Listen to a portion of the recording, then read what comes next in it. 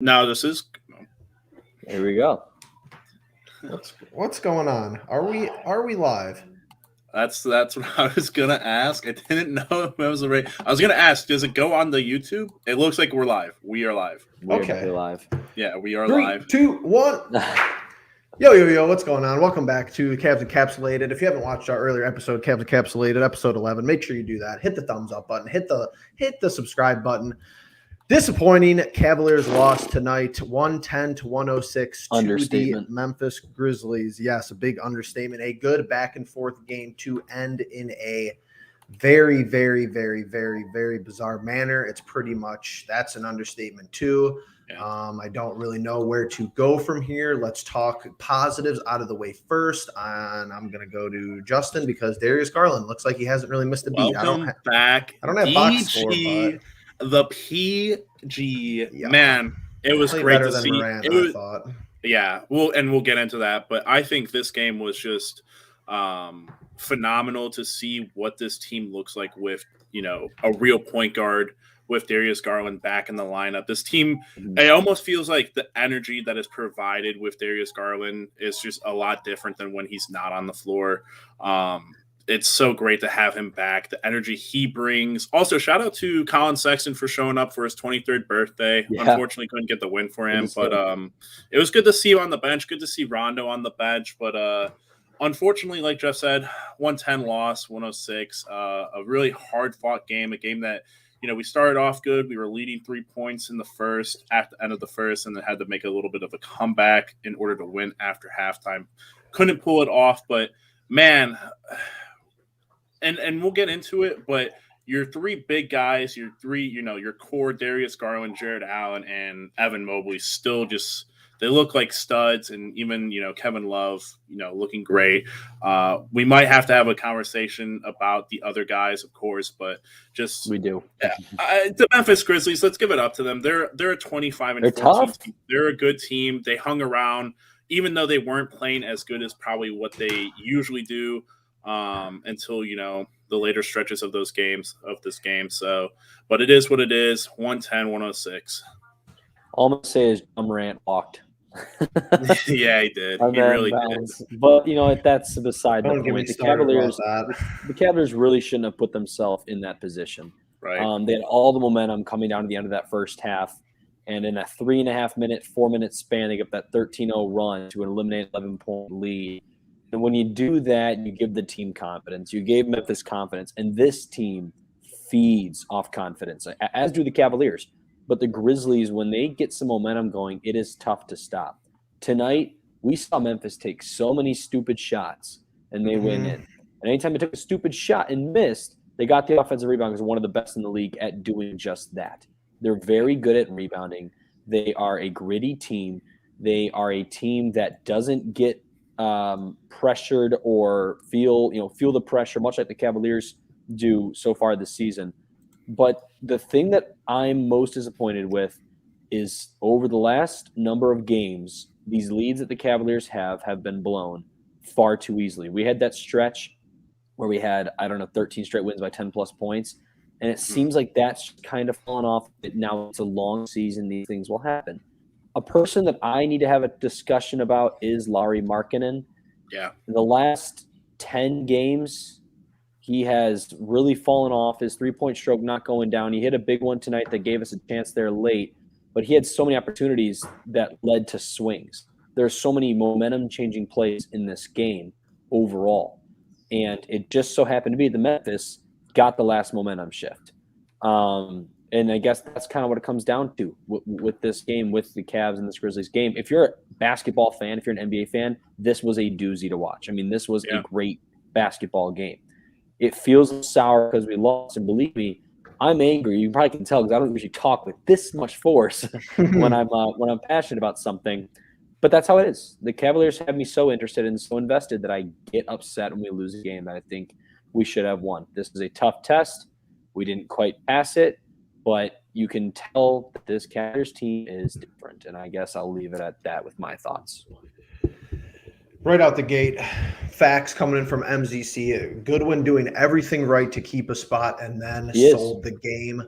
I still think he deserves another contract, even if it's a 10-dayer. I'm not really certain if you could string 10-dayers along in that manner. All these COVID rules are pretty foreign and weird to, I think, everybody involved. Yeah.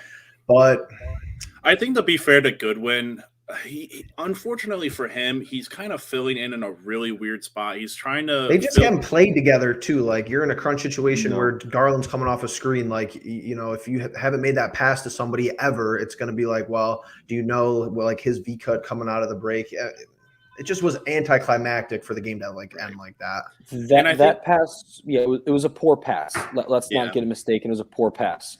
You have to value each and every possession down the stretch. A guy like Goodwin hasn't played in games on the stretch that close of a game, right? And it sucks. We admit it's a bad pass. It stinks. But that guy played his heart out tonight. I mean, he had to guard John Morant. He made a great defensive play on John the first half, and then he was right in his grill on that hanging shot, that Josh shot, to give them the lead 106-4. He did just everything he could. That three-pointer clearly has a lot of work to do. But, I mean, this guy has earned another contract. And more than anything, I just really like his mentality. He really comes into each game ready to go. I think it's unfortunate because Jeff made a great point in our group message about, who was going to stay in that final, stint of the game. Was it going to be Dylan Windler or was it going to be Brandon Goodwin? Unfortunately, I don't think and listen, you're not going to get Ricky Rubio back and you're not getting Colin Sexton back for the season, but you're missing Chetty Osman, who I think probably is in at the end of that game.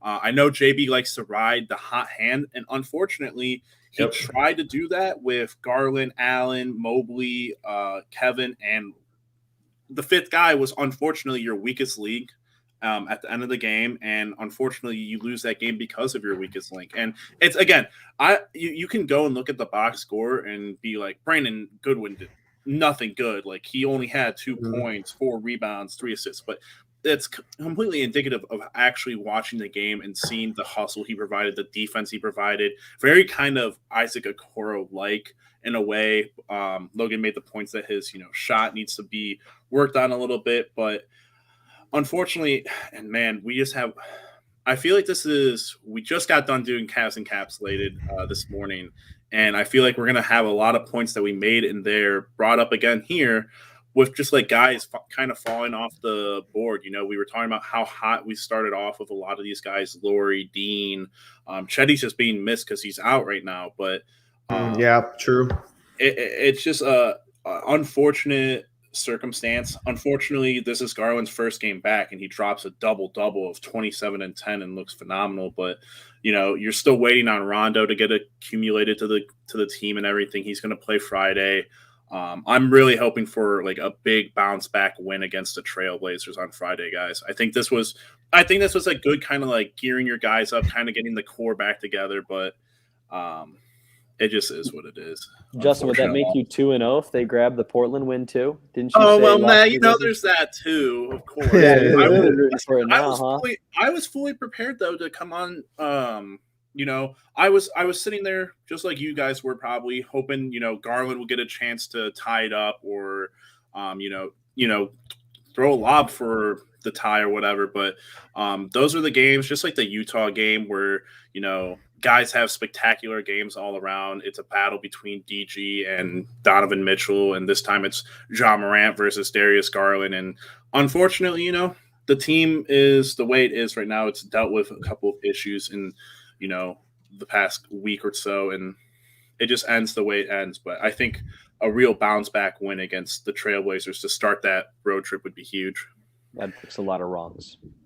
Yeah, for sure. And I think I either jinxed it in our episode today, or it just, we needed Garland to have 30 tonight. He only had 27. We probably needed to have 30 or 33. What's wrong with your guy, Justin? Come on. But it's like JA with 22, Mobley with 17, and Kevin Love with 18. Like that's the formula to win.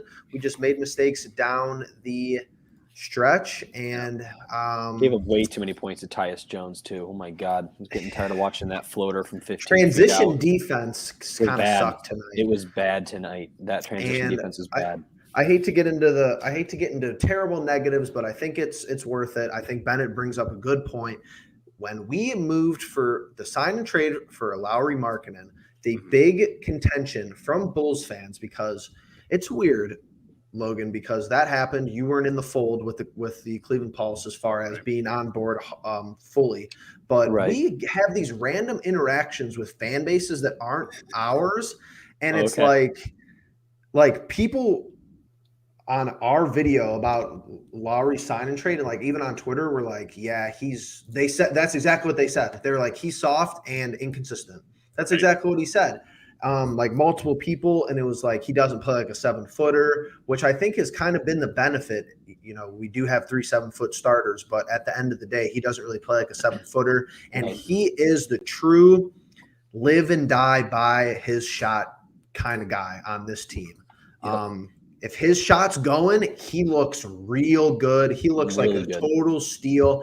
He looks terrible when he can't hit threes, when he can't, hit that little spin. He tries to do the spin away to the hoop that Mobley's so good at. But I don't know, man. I don't think he's exceptional defensively. He's not Jared Allen defensively. He's not Evan Mobley defensively. And it's just one of those things where he is almost like Okoro in the sense where I feel like it's kind of mental for him. Like if he misses his first couple shots, it comes to be an issue. What do you guys think? Justin, how are you feeling about Lauri? Have your opinions changed? I feel like the game of basketball is one of those where inconsistencies can last you a good while. Like people can go cold for weeks, maybe even a whole month. And but they could do the exact opposite and go hot. And I feel like, that's what we had early on in the months of November and December, or maybe not December, maybe October, November, and going a little bit into December. But I don't know. He's only been here for this season, and unfortunately, watching guys go down and seeing the rotations change and not knowing exactly who you're going to be playing with every night. The only person who's truly stepped up, outside of their normal role has been Kevin Love. I don't even truly know what's wrong with Chetty. Well, but Chetty's gone right now. That's the thing that I feel like they're missing a lot. It's just like, I really don't know when he's supposed to come back. Hopefully he'll be back Friday. It'd be nice to have, all the guys that can be active, who aren't out for the season, be active for Friday and kind of just, get on the same page, start getting on the same page Friday, because we're going to be on a long road stint. But yeah, it was a tough night for him. And it's been a couple weeks now too, probably, that he's struggled with. So it's a time thing. For me, I still like Lauri Markkanen over Larry Nance Jr. as a player. I love Larry Nance. I love everything he stands for. I always like that matchup next game. Yeah, yep. And I liked his defensive pressure. I always liked his lob jams. But I think if you're trying to play this 3 big lineup, if they had tried it with Larry Nance, it would not have been nearly as smooth, because Larry doesn't have, as good of dribbling as Lauri. Not to say Lauri's an elite dribbler, but Lauri can at least hold his own in that way. It's just one of those things that when a player makes a streak of bad games, you have to talk about it. Yeah. You never want to talk bad about a player in general. I don't like doing it. I think Lauri has been a great addition to this team. I just think that over the last number of games, we have seen the bad Lauri Markkanen, and we've also seen the very good version of him. So it is about finding that consistency. Like DC said here, he was consistent and soft or inconsistent and soft in Chicago. And we've seen stretches of that as of late. Mm-hmm. I do think he is a smart basketball player. I think he always takes the right shot. I think he usually finds the right guy. Defensively, can play defense within a team setting. Not a great one-on-one defender, but can hold his own, in a team setting. I think he's such a weapon. But when he's not there, and you can't rely on that weapon, that 911 call that you need to kick it out to a shooter out in the wing, and he doesn't knock it down, things start to become a little bit more dire. So here's hoping that, Lauri can get it together and go in and look as he was real well in November. We thought even at $16 million, this guy's kind of a steal in a way. I mean, not a steal, but he's contributing and living up to his contract. Right now, clearly isn't. He did not have a good game today. He shot, I don't know how many threes, guys, 4 or 5. He made one, I think. He made one, if I'm not mistaken. He made a big one, but by then it was already kind of feeling like desperation time. So I don't want to play in desperate time. I want to be able to control the game tonight. We were on that run to go up 11, and we were looking like every bit like the Cavaliers. Remember when Garland was here the first time, and then they just started missing shots. Grizzlies were hitting some ridiculous shots, and believe me, that weighs on you mentally. It leads to a loss tonight. Back into the chat, talking and grubbing media. That traveled no call on Morant was BS. If Garland did that, they would have called it in a minute. I'm not gonna lie. They would have called it on. The Bally replay was bad, but here's the thing: they've never called it. Well, maybe not never, but they have shied away from calling travels in the National Basketball Association. So it's almost like you can't get too upset at that. Obviously, it's international basketball that's getting called in the Olympics 10 out of 10 times because those refs are actually competent officials. Two, and I'm not going to spend a whole lot of time on this. I'm probably not. I mean, maybe I'll give a couple of thoughts because I'm trying to keep it moving a little bit. The play on his spin move where they gave him shots, that's the call that was really bad. Josh spun in front of Goodwin on the floor call, clear as day, and they're just giving him 2 shots. That's your super bonus at that point. But were they? I don't think they were though. Maybe not. I don't. He grabbed his damn arm. I know that much. Yeah, because we fouled him on the inbound, which I actually like that. I don't know if that was Goodwin just being like doing his own thing, or JB told him to do that. But it was like 2 or 3 minutes left, like 2:30, and Goodwin tried to swipe an inbound, fouled him, and that was like the first foul of the quarter for us. Yeah. I don't think we were in the bonus though, and it should have been on the floor if we weren't. That was bull crap. So yeah, a couple of suspect calls. And now here's the thing. I'm gonna go around because Logan and I were talking today, post episode, Justin, and I'm gonna start with Logan to give you some time because you struggle on the spot sometimes, as do I. Dave Filoni Gaming says couldn't watch it. How they do? So we're gonna start a preemptive segment here on the Cavs Encapsulated post game. Paul, thanks for tuning in. Logan, describe this game for you in 3 words. Oh my God, here we go. This is bad. For people who didn't watch it, 3 words. Optimistic but realistic. I don't know. I mean, like, there's a lot of things to like, but the ending was still kind of realistic. There's still growing pains with this Cavaliers team. We have taken a number of heartbreaking losses, and we've had a number of really uplifting, close, gritty wins. We're now 4-4 in games decided by 3 points or less. Grizzlies 5-2 now in games decided by 3 points or less. So I do think it's still expected that a team like Memphis, who is road tested, much like the Cavaliers, but this team is more road tested, I would say, have won 9 of their last 10 on the road, now 6 in a row overall. I think at the end of the day, the realistic expectation down that stretch was that the Grizzlies were going to close it out because they were on the Cavs back on their heels all game long. If you don't shoo away that B, it's going to keep you back to you. That's what the Grizzlies did, and eventually they stung us. My 3 words really quick before throwing over to Justin is I would say ultimately played better.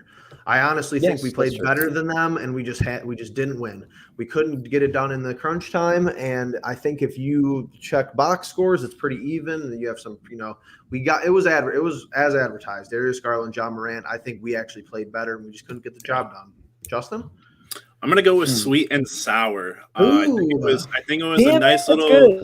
I think it was a nice little return by Darius Garland, and you could tell that it was nice to see. Rocket Mortgage filled to the brim with people. You could feel the energy inside there. You could see the guys coming off the bench and everything again. A lot of, stuff to love there, but obviously in the end, a lot of sour stuff with how the game ended in particular. So, dang, Justin, if you'd been put on the spot, were you going to say the same thing? Be honest. I really was trying to think, dude. I got it here in your segment, but he struggles on the right when I hit him on the spot. He's like, no. Like, Jeff, what do you think? Texting him on the side. What the hell, bro? We have a little private chat. I could have done that. Yeah, that is true. We do have a private chat over to the right. Make sure you click on it though if you're gonna. Oh, back to the comments. Talking grubbing media. Is it me or do the refs still ref the Cavs as the team LeBron left twice? The common sentiment that we hold as a 3-person group, which it's we actually do have some ideas that we all share, but we are big proponents that if you are a superstar in the league, you get preferential treatment. I think a lot of people would agree with that. That's been, that trend was started and pioneered and overutilized by James Harden. I think if you followed the NBA for any period of time, then that's the case. We don't really have a genuine superstar yet. There's superstars on the team this year. I think you're going to see 2 all-stars, but it's not like the whole league knows, cares, follows. It's not like other players, other teams are like, oh, they love Darius Garland, like fans of other teams. I think Darius, and I think I finally realized it, like it was a planned thing, but did you guys see the meme I sent you in the chat where Garland and Ja Morant have the same hairdo going on? I was like, Garland's trying to look like Ja, or trying to get the attention Ja gets with these refs. But the whole thing with how LeBron and James Harden have, overused like the flailing your arms up and just like screaming at refs for years has always been so annoying. And it's just like something that has developed into like refs just now. They don't want to have to deal with these dudes. Like straight up, they're just like, I don't want to, like, if I don't make this call for this, whoever the name brand is in this game, it would have been Ja Morant, I believe. But if they don't give them the call, they're going to have to deal with them for 30 minutes before a timeout or something to, deal with something that's their job. I mean, to add on to your guys' points, NBA refs are just freaking stupid. I don't know what else to say. I mean, it's not just the NFL. Oh, I believe it or not. This is absurd. When I was at that game, I did start feeling bad for the refs because being close to the game, you can tell that every single play, guys are complaining, coaches are complaining, they're constantly in your ear. I get that. But Memphis, I've never heard a team go, every time they're going up. Morant was absurd. Especially Jaren Jackson Jr. did the same crap. He was just yawning as he was going to the rim as loud as he could, basically. That's what I was doing. And he's getting foul calls. And I think refs, when they get pushed enough, and they'll tee you up if you get rude to them, but if you just yell enough, it seems like they kind of just give you the call. The Cavaliers don't really do that to an extent. I think Jay Bickerstaff is usually in those refs' ears a lot. I don't think the Cavaliers are the kind of team that's going to yell just to get a call, which, you would think you'd want to do in the NBA. But the NBA sees Ja Morant as a superstar. Ja Morant knows if I grab Goodwin's arm, I'm probably going to get a foul called for me, because are they going to give it to this 10-day guy? Of course not. They're not going to give him the benefit of the doubt. That's just a veteran play. That's an all-star play. Nobody likes it. I hate it. That's why James Harden is so hated by so many people, because nobody likes the way he plays basketball. But NBA refs are just kind of stupid. And when they get pushed to a certain point and they get tired of being yelled at or tired of getting the complaints and not giving the call, they'll give you kind of that what's that word? That sympathy call or a makeup call. They love the makeup call. I mean, every NBA referee's finishing move, signature move is the makeup call. Every ref. It's not just the NBA. No, it's NBA, the NFL. Yes, we all hate refs. Fans hate refs. So it's the biggest rivalry in sports is the fan versus the refs. Right. But in Cleveland, my God, it's especially bad. And when it comes to the Cavaliers, they already do it to the Browns. When it comes to my Cavaliers, who I've loved since day one since they got to Cleveland, I get especially angry, especially because I know the reason they're not giving us the call is because they see guys in the other team that are the all-stars. They see a bunch of guys who will get in your face more often than not and complain rather than just play the game. So they eventually just give you the sympathy calls. Right. And to me, as an NBA referee, you're not doing your job if you do that. I'm done. Great rant. And it really does show you, like, if you see good if you see like really good refs, it's like, wow, you actually respect them as referees because they're the rare people that do their jobs. There's good refs for sure. Monty McCutcheon was my favorite. I thought he was always like the straight down or Tony Brothers, the worst. Do you guys know who Tony Brothers is? Yeah, not good. Big guy, number 25, is like almost a unibrow, like coming in. That guy is trash. I can't stand him. Ken Mauer was always bad. I mean, there's plenty of awful refs. Today, I'm not blaming the game on the refs. I think that there were some calls down the stretch that I didn't agree with, but I thought they overall refed a pretty good basketball game today. Just when you get questions like this, I want to unload years of frustration into a computer. I've always just believed that for refs, in order to they're always going to be scrutinized. Like being a ref is a truly like a thankless job. Let's not kid ourselves or anything, but I always think the best refs are the ones who call like the least amount of stuff. Like, listen, if it's blatant, like, you got to make the call and everything. But a lot of the stuff in the NFL and the NBA is so ticky-tacky nowadays that you get into the bonus so quickly now. It's just like James Harden went like a couple weeks without going to the free throw line, and like somehow the next month later they're just giving him like 50 free throws in like the span of a week or two. So what's your guys' opinion on this? Say it's your team, right? And your guy gets hacked and they don't call a foul. Are you happier with that than a referee making a call for the other team where there was no foul? So say Garland was in the same position as Ja Morant, right? And he grabs the arm, whatever, and I'm sorry, I didn't explain it well. Say Garland's in the same position as Ja Morant. Yeah. Garland grabs someone's arm, whatever, and throws it up, and there's no call. Okay, no, that's an awful situation. Guys, bear with me. I got this. If their opposing player, I think I hate no calls more than calls. There we go. Okay, why can't I just say that? I mean, that's what I'm saying. Is if it's your team. And depends who it is, though. It really does depend who it is. Does. Because, like, we're playing Brooklyn. It's like, all right, I know Harden's probably getting like 10 free points off rip. Probably getting 4 or 5 fouls that, 2 or 3 of them are probably suspect. And the other 2 or 3, some other officiating crew maybe doesn't call. But, yeah, I know what you're saying. Especially like in the closing minutes, just let the dudes play. I'd rather lose on getting a no call than losing by a guy going to the free throw line on a foul that we didn't commit. That's kind of what I'm saying. I mean, we've drawn up some real tension in here. How the hell does Tony Brothers still have a job? But this is the issue, and we're not even talking about the Cavs anymore for the moment. But just really quickly, Tony Brothers has been an NBA official since 1994 until now. They're like weathermen and weather women. They be wrong. They are wrong all the time, and there's no repercussions. Yeah, I don't see. If you follow the NFL, you understand that there is a website, maybe if you're into the advanced data, and maybe you have mixed opinions on it, but it's called Pro Football Focus. Acronym is PFF. It grades players. They need it for refs. They just need it. They do. I don't know the metrics. I know how you're going to grade somebody. Like if it's a good call, if it's a bad call, that's the issue. It's so subjective, but it's like we need a rating system for refs. That it's agreed upon, the league adopts. That's how you do it. The NBA's like, we're adopting this rating system. The bottom 5 grades, they're getting fired. Okay, very simple. I mean, that sounds like a little bit messed up, like we're taking these people's livelihoods away from them, but they could go find jobs in college, and they're fine. Tony Brothers has been in the league for 30 years. He's fine if we fired him tomorrow, I would hope. But let's see what's going on here. Never forget Joey Crawford says Fulham won. I mean, just a lot of good names. Joey Crawford. Let's go back up to Tom K. Let's get back into the nitty-gritty of it. I think Lauri's defense was fine, better than Love, and a few strong drives, but missing those open threes. Missing open threes is an issue. I think Kevin Love is only out there to take threes, so I think his defensive output is like always negligible. Once in a while, he had a good double team in the fourth quarter on Ja that I actually thoroughly enjoyed. I wish we would do more of that.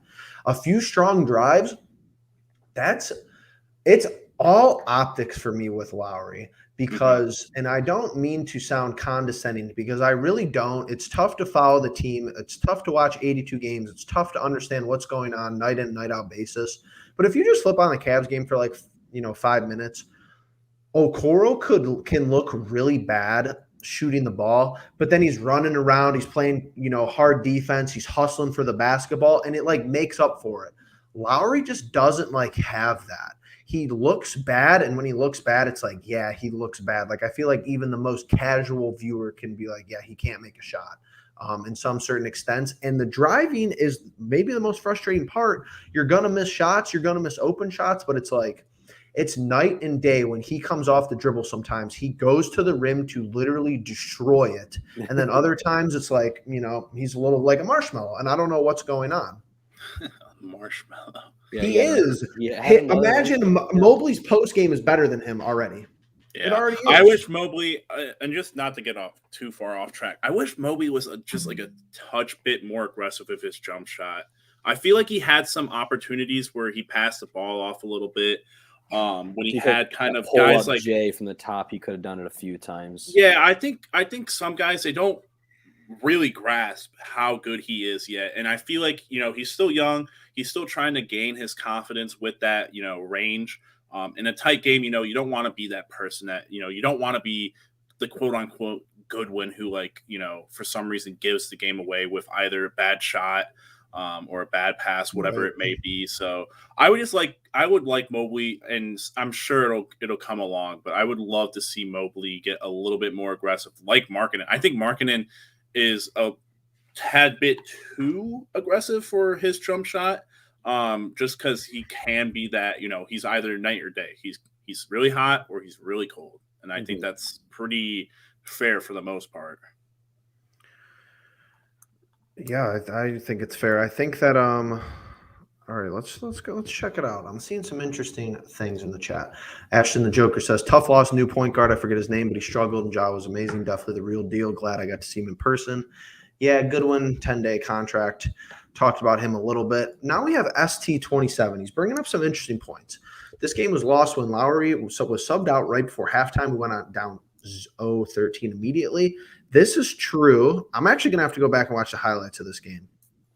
But I mean, this might sound a little crazy, guys. I think they went on runs like that all night, though. They did. They had a lot of stupid junk runs, especially runs that they're just throwing crap at the rim. I think in a way, and this might be bad, and this goes actually back to Ashton the Joker. Is that what it is? Ashton the Joker's comment about Goodwin struggling. He had a stretch there, though, when we went on that run. He had that lob to Allen. He had a couple of nice defensive plays that pushed the other way. And he looked like he was amped up, ready to go. And by the time he came out from the timeout, Garland is back in. Yeah, obviously a smart coach puts in their better player. Don't get me wrong. But I thought when he was in a groove like that, I would have liked to see the 2 point guards play together in that situation because he was making a lot of good things happen for the Cavaliers. I could be wrong. I wasn't at the game. He could have been exhausted when he got to the bench. I don't know.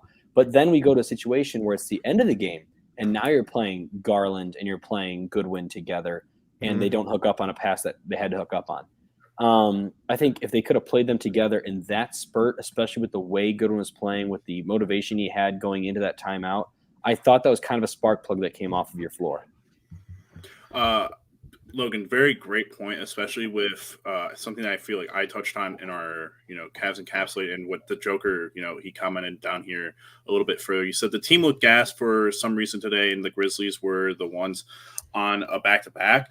Sure. I'm telling you, the thing that I was so, adamant about with this game is that the Grizzlies have 10 guys that they feel good with to give them 10-plus minutes a night. It's just and you look at the Cavs, and there's 3 guys coming off the bench with 10-plus minutes. Kevin Love playing almost 30, but Dean Wade only getting 5, and then no one else, And obviously still Chetty Osman not playing and Rondo getting accumulated. But you make the point about guys looking gassed and everything, and just kind of how Memphis looks like they always had fresh legs. It's something that we had before all those injuries happened, unfortunately. Yeah. So we could just be seeing a little bit of a side effect of that, of just like, we're still trying to figure out guys, we're bringing Goodwin on, we're bringing Rondo on, we got to get Chetty back, Dean Wade. I really don't know. Like, here's the part. I think we're in a little bit of a stretch now where we're kind of seeing JB struggle a tad bit in terms of his rotations and who's getting playing time and such, because Windler getting a little bit more playing time today than most other nights, but Dean Wade getting the 5 minutes. I don't know. I don't know how you work that out. Obviously, the rotation just out of sorts. Yeah, it's out of sorts, and I feel like we're seeing it. But I'm sure we'll work through it in this stretch of games. Hopefully, getting everyone that can be back Friday. I like this. ST27. Look at the stats. Lauri miles above everyone else. There's a reason for that. And then he says, in plus minus, I like people in the chat challenging us because that's what we're here for. We're here for discussion. And we probably have been a little harsh on Lauri this broadcast. I don't think we think he's bad, but I just think he's the odd man out in this rotation. He just doesn't do his job uniquely well if he's not making shots. And ST, to your point, like you said, he was not out there on the 13-0 run at the end of half. That's literally the only reason that his plus minus is better than everyone else's, because the other 4 starters were out there. I'm pretty certain. I'm going to have to go back and look. But this brings up a good point, because I am a big advocate of the plus minus stat. Single games, it's very difficult unless you have specific plays, specific evidence, which was brought here, which is really good. I like that. But it's tough to say plus minus is very useful to dissect in single games. Aggregately, though, over so how many minutes does our highest guy play? Mobley with 38. 38. Like 38 minutes, you're not getting a good handle on, if plus minus is a good barometer for somebody, but like 300 minutes, 400 minutes, the more it accumulates, the more your plus minus averages out over time. I mean, check some Darius Garland stats from the Eastern Conference and even around the league it didn't change, I'm assuming, because it doesn't matter if he doesn't play or not, but he's like top 5 in plus minus in the league. Yeah. He's like plus 300, 400 something over the season, which is an aggregate of probably who knows however many minutes. So I like the plus minus. I think NBA sports in general, they're not surviving without this advanced analytical stuff. But it's just weird instances like that. Like, yeah, Lauri has the best plus minus, but he wasn't out there for the 0 for 13 run. And you could say Memphis was having those runs basically all night. They got 2 or 3 of those runs. So we're not saying he's bad. He's not untradeable, though. There's a couple guys untradeable, and that's Mobley, Garland, and Jared Allen. Everyone else is up on the chopping block 100% if the right offer is made. I'm not trying to blow everything up, but that's just the reality of the situation, I think, if I'm Kobe Altman. I do like ST27 bringing up that point, though. I mean, Lauri is a positive player. I'm just saying, in the moments that he needed to hit a shot, he wasn't hitting it. It's not 1 for 5 for 3. It's just not good enough. With our chance to go up 6 or 8 points, he misses it, and they go down and hit a 3 of their own. Just like those little moments. Yeah. And it could be he was just with a lineup that was also working very well. But those are numbers that usually determine a player's impact, plain and simple, plus minus. And good on Lauri running away with that. I just wish he could really, knock down the shot that we really need him to knock down. Marking and catching a little bit of the Isaac Okoro flack since he's not Gotta playing shift right the now, around. but just a little bit. And obviously we're having a little fun there. But man, talking about missing Okoro for this game, I feel like he would have helped. Obviously missing guys help, but towards the end of that game when Morant starts going and he's getting to the into the paint a little bit too easy. I feel like Okoro's always been pretty good at getting guys to stay back behind the 3-point line, or at least to that extended range where they have to take jump shots that no one really likes. That 18-footer if you're a guard. So unfortunate again. Like this is a team that. The Memphis Grizzlies that you could probably see realistically, and obviously basketball is filled, or the NBA is filled with really good teams all around. Golden State's going to be at full capacity here soon. Utah's a very good coached and, well-rounded team. The Nets are, a super team. You can never count out LeBron and whoever he's on a team with. But this is a team, just like us, I believe, in the next 2, maybe 3 years, you could see making championship pushes and seeing another team in a 7-game series. Again, I saw on Twitter that people would say that this is like a fantastic matchup between young teams, like young cores that are very similar when healthy, of course. So, give props to the Memphis Grizzlies. They won this game, but I would love to see this in a 7-game series, go take the fight between the Cavs and the Grizz. Another good point here by Ash and the Joker. We didn't close out any quarters, except the first. I do agree with this, and it's becoming a theme for this team where I feel like we play this consistent scripted basketball in the first quarter that usually results with us getting 25 to 30 plus points. It's actually pretty refreshing, a lot of the first quarters. But then there's instances where tonight we couldn't close out quarters. Yesterday, or whenever, Indiana, we couldn't start quarter. What am I saying? Was it Indiana? Yeah, we couldn't start quarters. The Atlanta game, we couldn't start the third quarter. So it's just one of those things where we either have a tough, start out of the get-go in the third quarter. A lot of games it's been the third quarter, and tonight we couldn't finish out the fourth quarter. So that's, I think, some growing pains of a younger team. But it's a good point. I know that's something JB definitely, I would hope, stresses in huddles, in practice, and just in instances like that.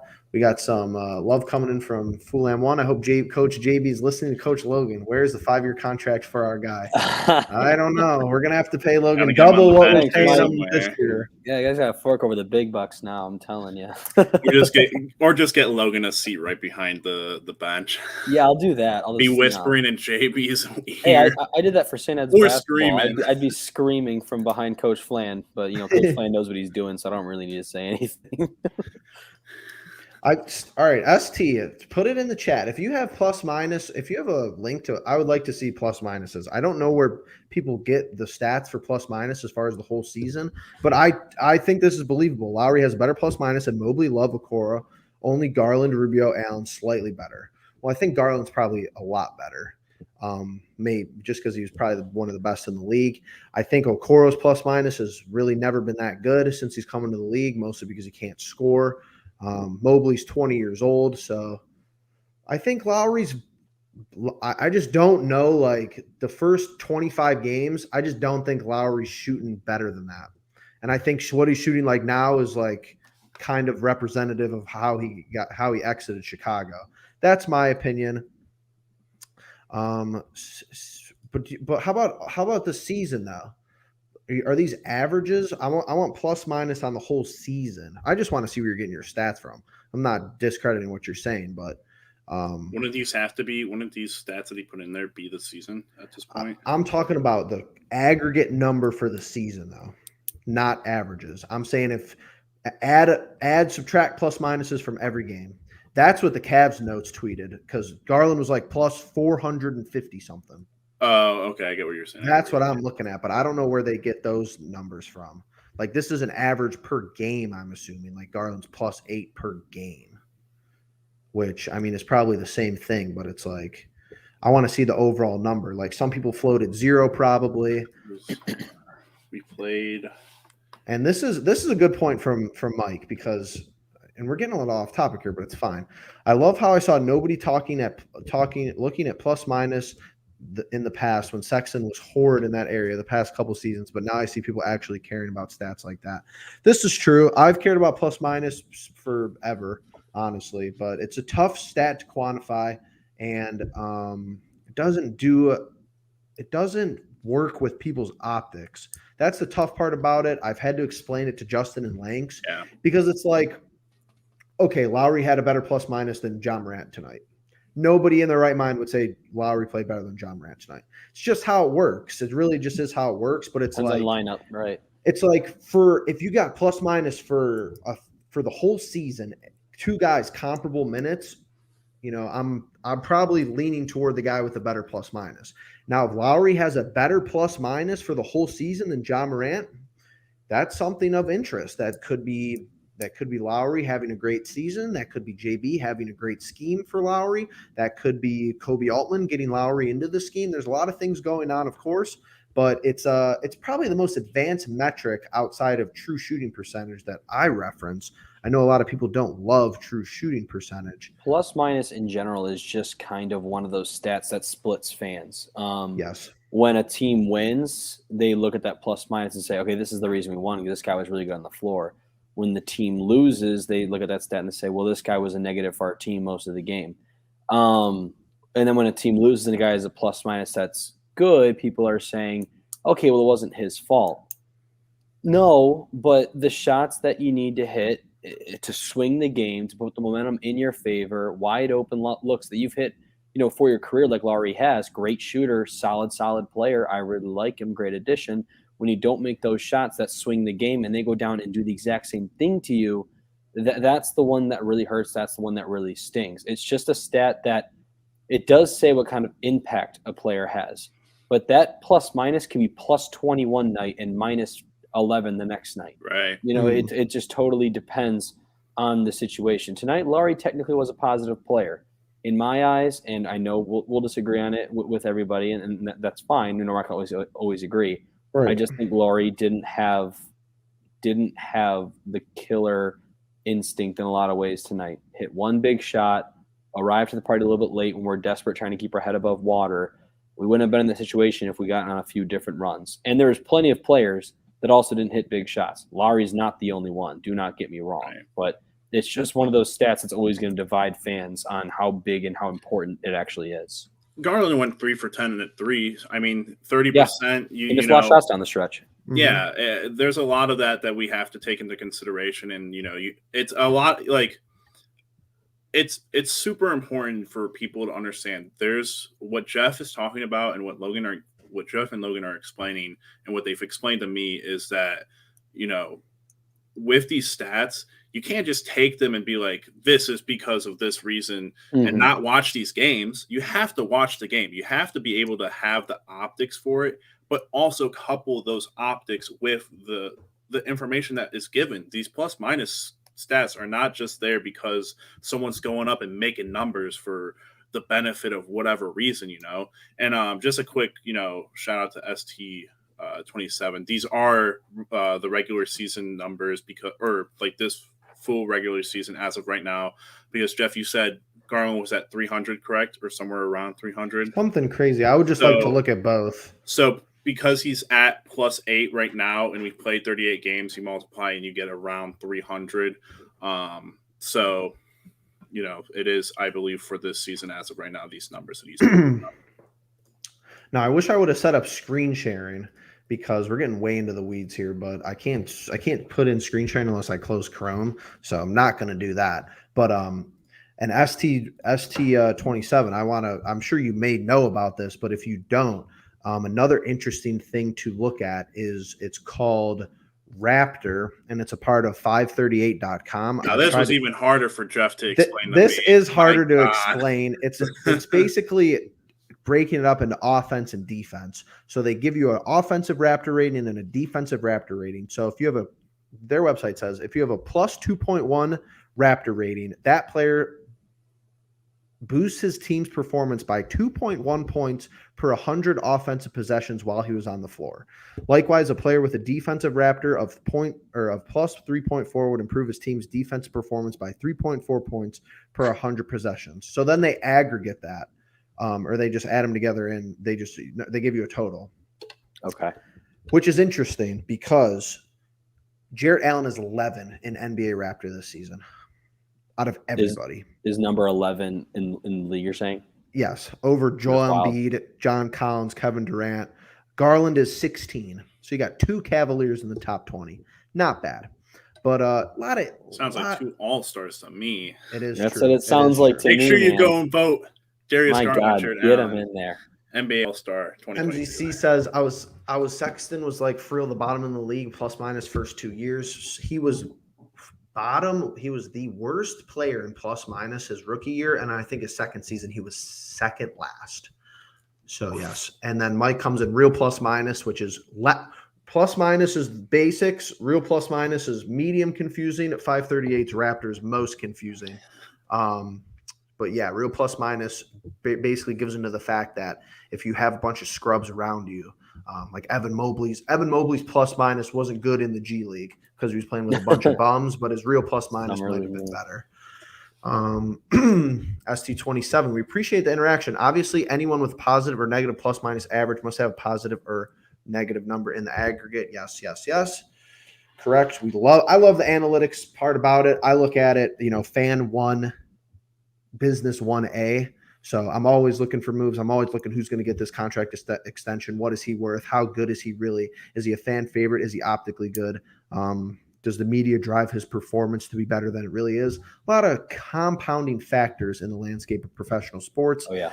But information has never been more public, which is the good thing. Right. Obviously, the games are kind of tough to watch, which is the weird part. Like I could find all these advanced analytics, but if you don't have Bally Sports Great Lakes, heart of the fan, then it's really difficult to watch the game. But yeah, I'm going to stop ranting and we'll go to Ian John. As a Grizzlies fan, hey, we appreciate you for stopping, and we love talking to other fans of basketball. I think we're all basketball fans first, even if you were born with your favorite teams, Oh, yeah. Baby bonnet on, which is true. I think we're fans of the city first, but you're NBA fans, right along with it. As a Grizzlies fan, I haven't watched a lot of Cavs games, but y'all are pretty deep offensively with pretty good paint defense.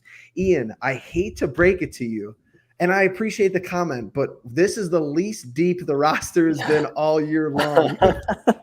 Sadly. It was a great game, though. I mean, absolute blast to watch. How about that, Logan? We asked for a good one, and it was a good one. It was an absolute blast. You know, I get angry because at the end of the day, yes, we are fans of our city. So I say stuff like John Morant traveled or, you know, because that's what you do as fans. You throw jabs, you get angry, you try to find every excuse as to why your team lost, and that's what we do. But at the end of the day, talking to somebody of the other fan base, fresh off the game that you guys just played, I think that's a lot of fun to do. Unless you do it on Twitter. Because if you say anything on Twitter, people are coming for your necks and no one can have a civil conversation on that Twitter's platform. a mess. I try to stay off. I'm tired of it.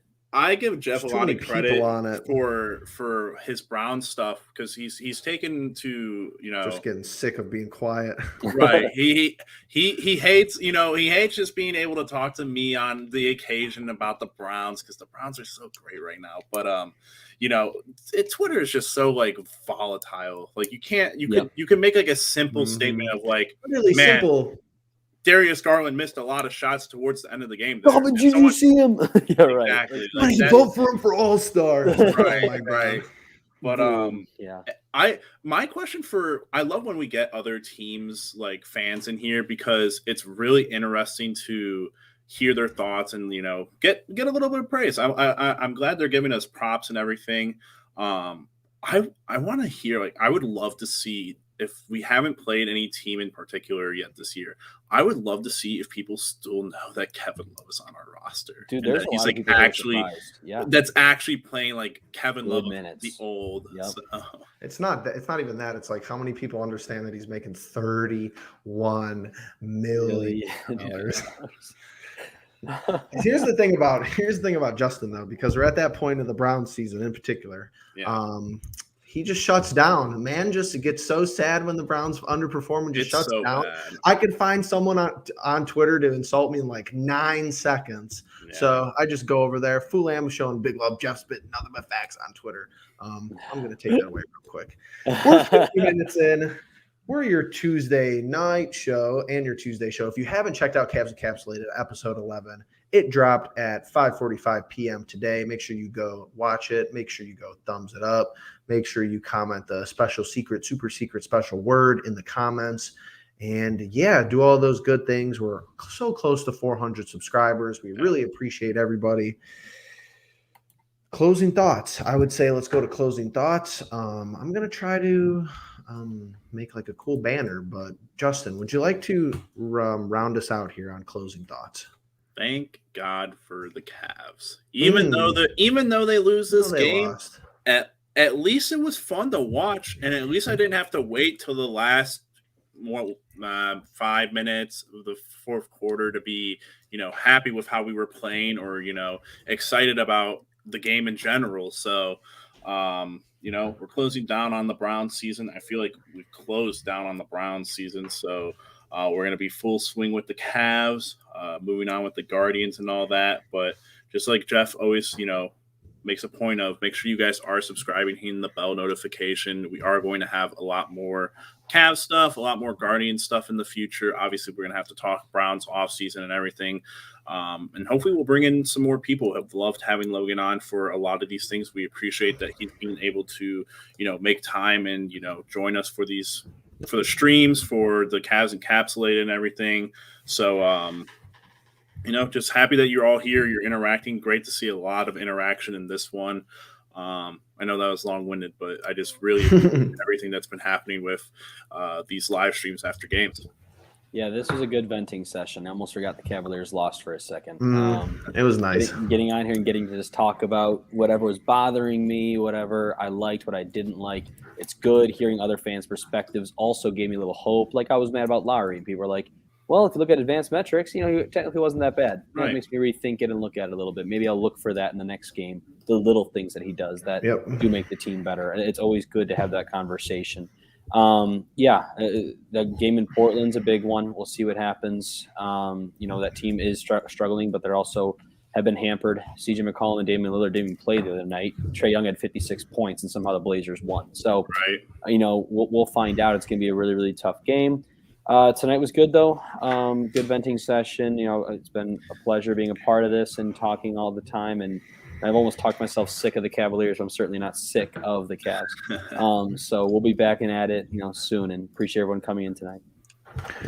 Yeah, we appreciate you if you were in chat. If you have never gone in front of a Zoom, if you've never been on YouTube, I know it might be daunting for me to throw this out there, but if you want to come on the show, we do not care who you are. Literally, you could be nobody, anybody. You could be huge. You could be a Grizzlies fan. You could be a Las Vegas Raiders fan. No Warriors fans, though. It doesn't. No Warriors fan. Maybe we're gonna have to screen you. We'll talk about but that. But it's just comment. Brief. I mean, we'll just do a video. If they start freaking out, we just won't upload it. It's simple, obviously. But just comment and be like, all right, I want to come on. I would love to. I'm on Twitter all the time. Literally, I've followed and people have followed me back for they're Wizards fans. I DM them, hey, you want to come on the show? We're playing the Wizards soon. No response. So I just want to talk to other people. How do you view the Cavs? Do you know we have Kevin Love? Do you know we're overpaying Kevin Love? Do you know that Kevin Love is stealing money from us? Oh my God. We need to leave the last 5 minutes or 4.5 minutes for you to Kevin Love. So. He's been good though. So it's kind of it's like a meme it's like a walking meme that was a meme. Right. We're gonna sign off though. We're Cavs Encapsulated post game pulse. We appreciate you being here. Go Cavs, and we'll catch you guys in the next one. Make sure let them know